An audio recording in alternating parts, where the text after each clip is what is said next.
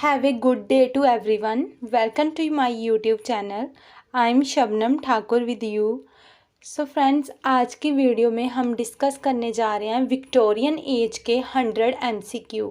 सो Victorian as है जो England में क्वीन विक्टोरिया के रीने को बोला जाता है, जब क्वीन विक्टोरिया ने एज ए रूलर इंग्लैंड पर शासन किया. इस वीडियो में जितने भी MCQ है 100 MCQ है, सारे most important top most selected और रिपीटेड हैं, जो कि net exam, UGC net, KVS, TGT, PGT और भी जो टीचिंग लाइन के एग्ज़ाम हैं और भी अनदर कॉम्पिटिटिव एग्ज़ाम है इंग्लिश लिटरेचर के लिए बहुत ही इम्पोर्टेंट है. सो शुरू करते हैं आज की वीडियो को. सो क्वीन विक्टोरिया थी, सबसे पहले उसके बारे में थोड़ा सा जान लेते हैं. सो क्वीन विक्टोरिया थी जो वो अपने अंकल विलियम फोर्थ की डेथ के बाद क्वीन बनी थी. जब वो क्वीन बनी थी तब उनकी एज 18 ईयर थी. सो एलिजाबेथ के बाद सिर्फ एक ही क्वीन है इंग्लैंड में, क्वीन विक्टोरिया, जिसने 63 ईयर तक रूल किया. 63 ईयर तक रूल किया उसने, तो उसको ग्रैंड मदर ऑफ यूरोप भी बोला जाता है. सो क्वीन विक्टोरिया को ग्रैंड मदर ऑफ यूरोप भी बोला जाता है. सो शुरू करते हैं. First question, Victorian age is named after the name of queen Victoria. So queen Victoria कब क्वीन बनी थी? 18 ईयर में, विलियम फोर्थ अपने अंकल की डेथ के बाद. So when did the Victorian period start and when did it end? So कब शुरू हुआ विक्टोरियन पीरियड एंड कब इसका एंड हुआ? सो विक्टोरियन पीरियड है जो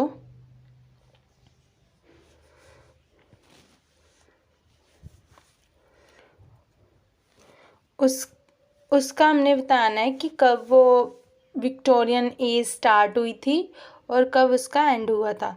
सो क्वीन विक्टोरिया का जो टाइम पीरियड विक्टोरियन पीरियड है शुरू हुआ था 20 जून 1837 से 22 जनवरी 1901 तक. 1837 से 1901 तक. सो इस विक्टोरियन पीरियड है जो, इसको भी 3 पार्ट्स में डिवाइड किया जाता है.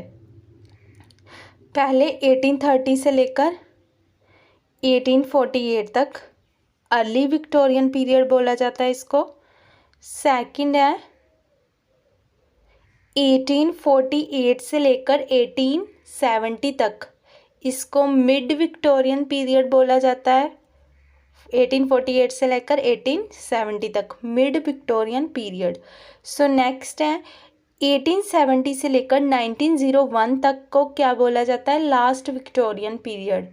तो इस तरह से विक्टोरियन पीरियड को 3 पार्ट्स में डिवाइड किया गया है. Early Victorian period, middle Victorian period and last Victorian period. Next है the Victorian age is also known as. So Victorian age को और क्या बोला जाता है? Age of compromise and the age of did queen Victoria bear after her husband Albert death. उसके बाद वो कौन से कपड़े पहनती थी अपने हस्बैंड की डेथ के बाद? ब्लैक कलर के क्लॉथ पहनती थी queen Victoria. Steam ships and railways are the invention of Victorian age. How many children did queen Victoria have. Queen Victoria के कितने चिल्ड्रन थे? So she has So how many children did Queen Victoria have? 9. 4 सन थे और 5 daughters थी. What characterized the Victorian age? Great social, economic, political, technical and scientific change. Children literature emerged or developed during. So children जो literature है वो कब emerged हुआ, कब develop हुआ children literature? So this is also emerged और developed during the Victorian age. जो children literature है ये भी विक्टोरियन एज में इसको इमर्ज्ड और डेवलप्ड माना गया है। सो विक्टोरियन एज को हमने देख लिया great social economic political technical and scientific change वाली एज भी बोला जाता है। और children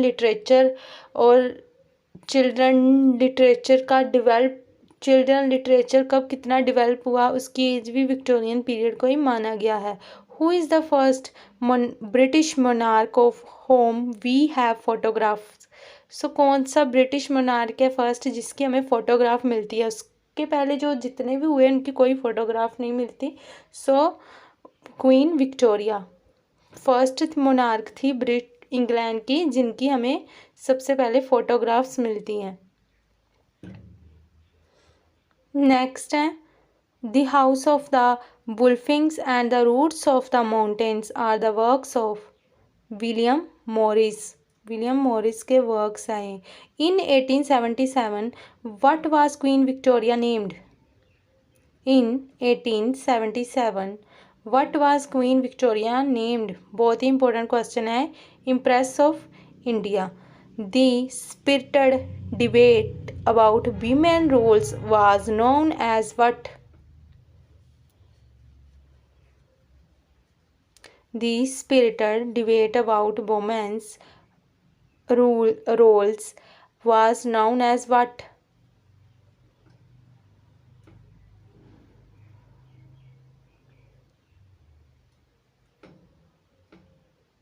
Women questions.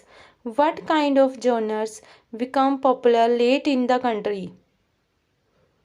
Crime, mystery, horror, science fiction and detective. Charles Dickens targeted dash in his novel Oliver Twist. Charles Dickens targeted in his novel Oliver Twist किसको targeted किया है।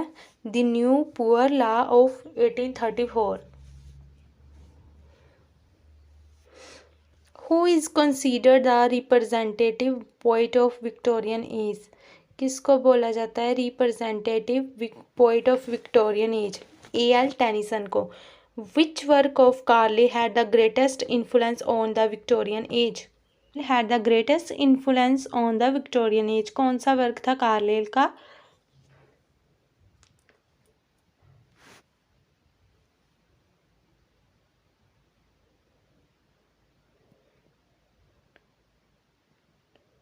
सो उसका कार्लेल का वर्क जिसने Carlyle had the greatest influence on the work Victorian age is the Charter Restarts.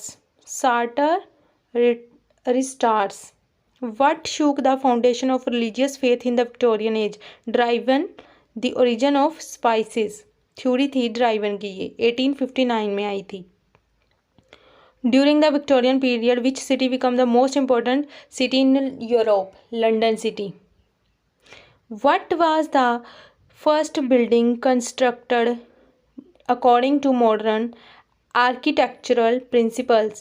The Crystal Palace. It symbolized the triumphs of Victorian industry.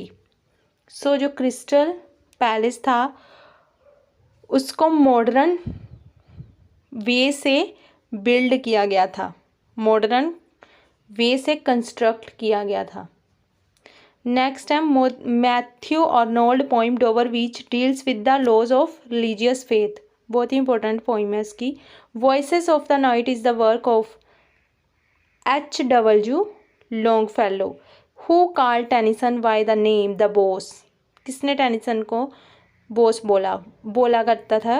Volt Whitman जो थे Tennyson को boss बोला करते थे। Best known poems of Elizabeth Barrett Browning appear in her work sonnets from the Portuguese.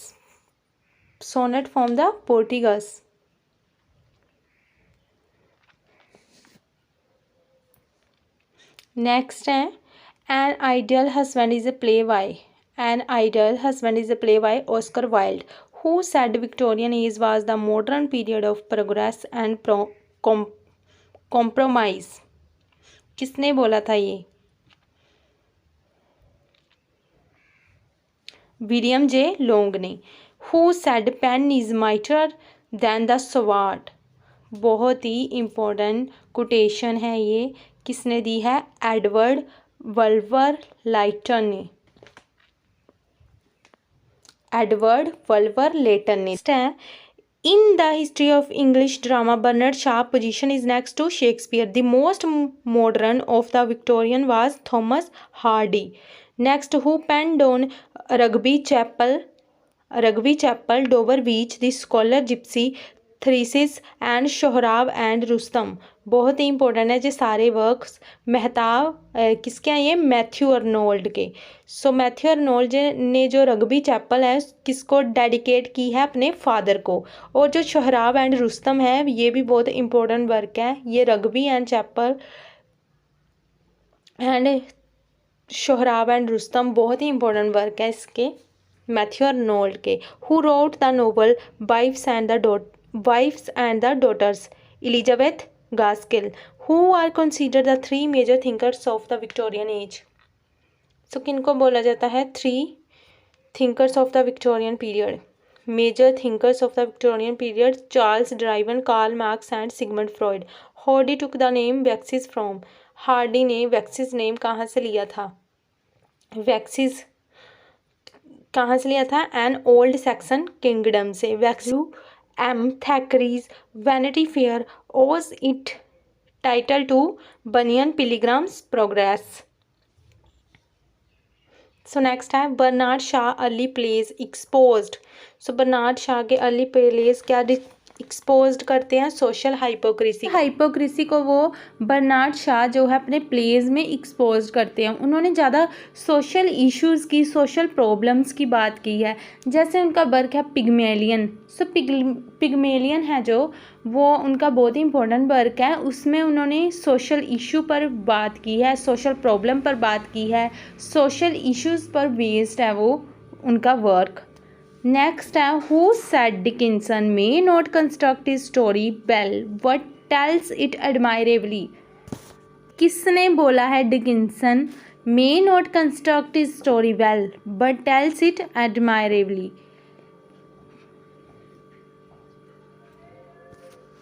So David Cecil ने बोला है ये।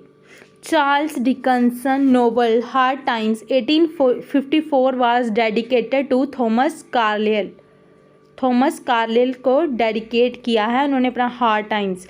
Charles Dickinson a tale of two cities begin with the sentence it was the best of the times, it was the worst of the times.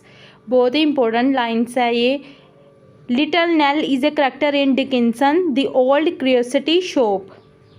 Little Nell है जो उसका character है वो।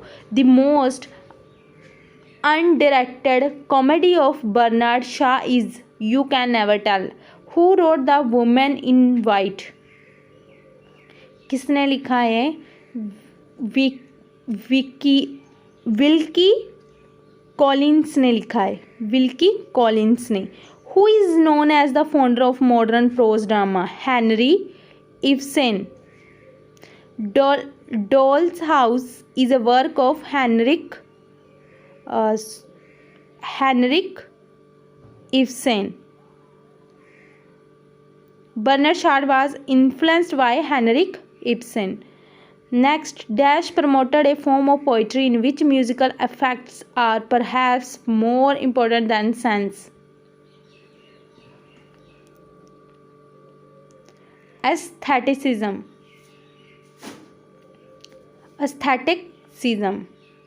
Why swaggering could I never thrive for the rain it raineth every day. These lines from 12th Night occur in the novel Middlemarch में है ये lines. In Virginia Woolf's famous essay Mr. and Mrs. Brown. Who is Mrs. Brown? सो कौन है Mrs brown? है जो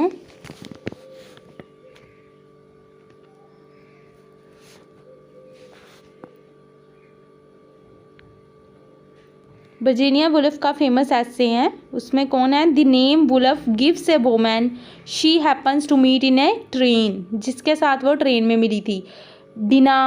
दीना Morris is a character in George Eliot novel Adam Bede. Dinah Morris किसकी character है? Adam Bede की। Instead, the hostess proudly announced that the family can afford a servant and her daughters have nothing to do with the kitchen. Who is the proud mother in this Jane Austen novel? Jane Austen का novel है, सो आपने gas ही कर लिया होगा, बहुत ही easy है। Mrs Bennett. Mrs Bennett ने बोली है ये लाइन किसमें? प्राइड एंड प्रिजुडिस में, जो जेन ऑस्टन का नोवेल है। The ring and the book is a work of किसका वर्क है ये? रॉबर्ट ब्राउनिंग का। वर्स नोवेल है जिसमें 21,000 लाइन्स हैं, 21,000 lines. He was the son of East India Company. He refers to, so Thackeray को बोला जाता है ईस्ट इंडिया कंपनी का सर्वेंट, क्योंकि जो थैकरी थे उनके फादर थे जो एडमिनिस्ट्रेटिव थे ईस्ट इंडिया कंपनी में। उसके फादर का जन्म कोलकाता में हुआ था, सो वो ईस्ट इंडिया कंपनी के एडमिनिस्ट्रेटिव थे। जब उनकी डेथ होगी तो उसके बाद उनका सन थैकरी था जो वो tax collector, east India Company का टैक्स कलेक्टर बना, एडमिनिस्ट्रेटिव बना। उसने ईस्ट इंडिया कंपनी के लिए बहुत काम किया, इसलिए उसको son of the East India Company बोला जाता है। Victorian work is called the world of dreams.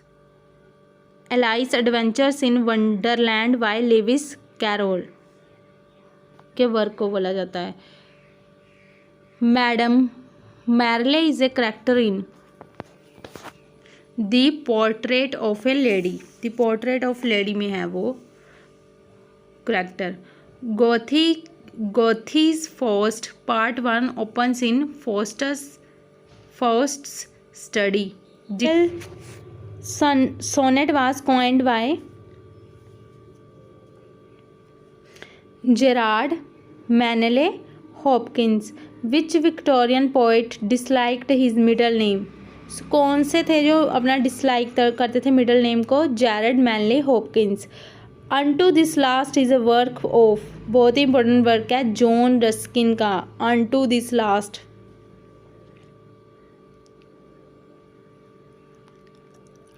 सो ये सारे क्वेश्चन बहुत इंपॉर्टेंट है, कोई भी एग्ज़ाम हो इंग्लिश लिटरेचर के स्टूडेंट्स को तो ये पता ही होने चाहिए। The city dreadful night, a long poem depicting the late Victorian sense of gloom and despondency is written by James Thomson. Famous movements of direct address to the reader. Reader I married him occurs in Reader I married him बहुत ही important line है, बहुत ही ज़्यादा, जो कि कहाँ से ली गई है? चार्ल्ट ब्रोंटे के जेन आयर से। England my England is a poem by, England my England किसकी पोइम है? So this is poem by W.E. Henley की। नेक्स्ट है Elizabeth Gaskell's novel Mary Barton is subtitle a tale of Manchester life.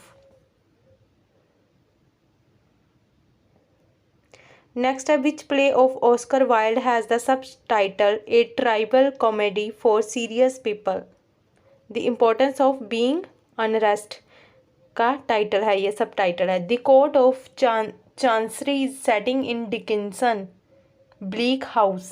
Samuel Butler Erewhon is an example of, किसकी example है ये? Samuel Butler का जो work है utopian literature. Abel Whittle is a character in the mayor of Casterbridge. Next है Tennyson become poet laureate in 1850। में बने थे वो पोएट लुक्रेट टेनिसन 1850 में। याद रखना, ये बहुत ही इंपॉर्टेंट क्वेश्चन है, बार बार पूछा जाता है कि कब कौन कौन राइटर थे, कौन कौन पोएट लुक्रेट थे जो।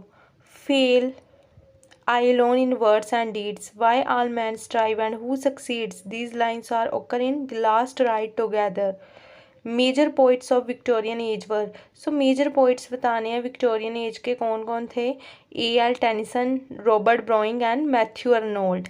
Dickinson Pickwick works was published in, बहुत ही इंपॉर्टेंट है ये, Pickwick works, Pickwick papers, sorry Pickwick papers is was published in 1837. Which writer worked as an editor of the Cornhill magazine? किसने किया था? विलियम मेकपीस थैकरी ने। वॉर हैपेंड इन 1899 से 1902 तक, 2 तक चली थी ये वार। नेक्स्ट है 71। सो ये जितने भी इम्पोर्टेंट क्वेश्चंस हम कर रहे हैं बहुत ही इंपॉर्टेंट है। Please friends like share and subscribe my channel, और नीचे डिस्क्रिप्शन बॉक्स में टेलीग्राम चैनल का भी लिंक दिया है। The year 1853 is important for 2 events, which are they? For publications of Dickinson, bleak House and outbreak of. क्यों year 1853 का important माना गया है? बिकॉज ऑफ क्रिमीन वार शुरू हुई थी। नेक्स्ट है for which poem Tennyson got chancellor medal? Timbuktu के लिए उन्हें मिला था चांसलर मेडल। पोइम है उनकी। Which poem of Tennyson was a long of over 3000 lines of blank verse? Maud. Who wrote the songs tears idle tears? किसने लिखा है? टेनिसन ने। नेक्स्ट है which poem by Tennyson was an answer to the questions of women's rights and women's fair? So the princess. Which work of Browning is an tribute to his dead wife? Tribute किया है उन्होंने अपनी dead wife को, किसमें? One word more में। Dash is a short but a very keen analyse of the soul of a selfish man by Browning. My last duchess, जो उसमें Duke है वो बहुत ही सेल्फिश मैन दिखाया गया है। I will show you a heroine as plain and as small as myself, बहुत ही इंपॉर्टेंट लाइन है, बहुत ही फेमस लाइन है ये। I will show you a heroine as plain as small as myself. This is Charlotte Bronte in Jane Eyre.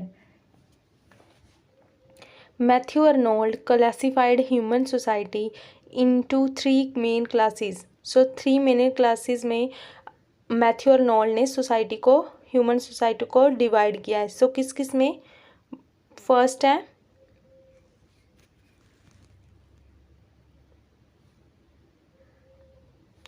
Barbarians किसको बोला है उन्होंने? उसने रिच क्लास को। सेकंड है फिलिपस्टीन्स उसने किसको बोला है? मिडिल क्लास को। और लास्ट है फोवलिस उसने किसको बोला है? वर्किंग क्लास को। 3 पार्ट में डिवाइड किया, रिच, मिडिल और working class. Which play of Oscar Wilde was written in French and then translated into English? कौन सा वर्क था जो पहले फ्रेंच में देन कौन सा प्ले था जो ट्रांसलेट हुआ इंग्लिश में?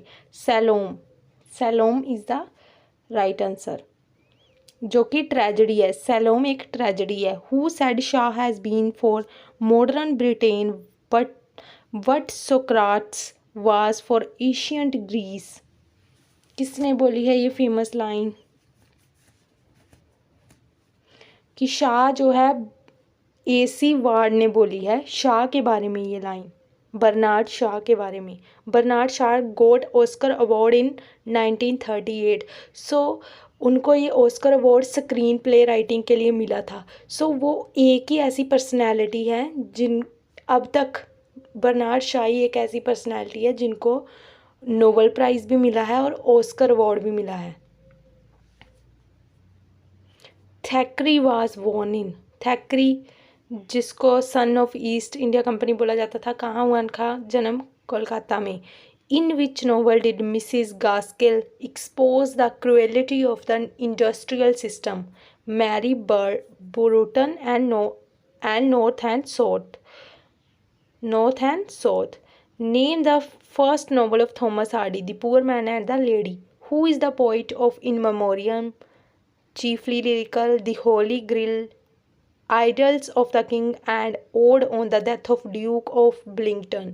बहुत ही फेमस वर्क्स है सारे एंड बहुत ही इजी है। इनका सबका राइटर कौन है? तो इन सब वर्क्स के राइटर है A.L. टेनिसन। नेक्स्ट है in Victorian age which bill extended the right to vote to working class man in towns. So second reform bill जो 1867 में आया था। से यूटिलिटेरियनिज्म किसने लिखा है ये ऐसे? जॉन स्टाउट मिल ने लिखा है। Tennyson motor the author was written in 1835 and published in 1842। The major activities of Fabian society were J.B. Shaw, H.G. Wells and George Russell। Who is known as the writer of Empire?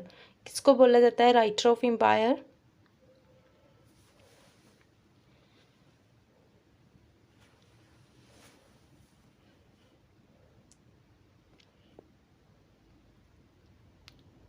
सो ये जितने भी question हैं उससे आपको Victorian age की background का पता चल रहा होगा कि कैसी थी।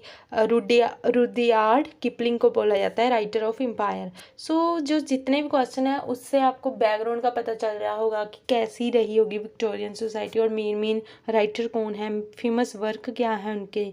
बहुत ही इंपॉर्टेंट वीडियो है, please share.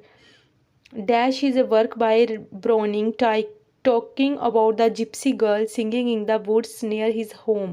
Pippa Passes. The famous tragedy of the Queen of Cornwall is Hardy's words play है उसका queen of Cornwall. What are the themes of Thomas जो हार्डी के नोवेल हैं? The Dynasts and the Jude the obscure.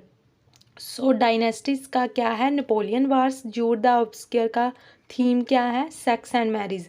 W.B. Yeats and Ezra Pound belong to the symbolist movement. Who is considered the founder of the drama of ideas? J.B. Shaw को बोला जाता है। Rosamund and Songs Before Sunrise, Songs of Two Nations, A Century of Roundels, A Note on Charlotte Bronte and the Sisters are the works of किसके हैं ये सारे work? A.C. Swinburne के। All Victorian novelists focus on the relationship between the individual and the society. What is the subtitle of the novel Vanity Fair? A novel without a hero. Next and last question of this MCQ.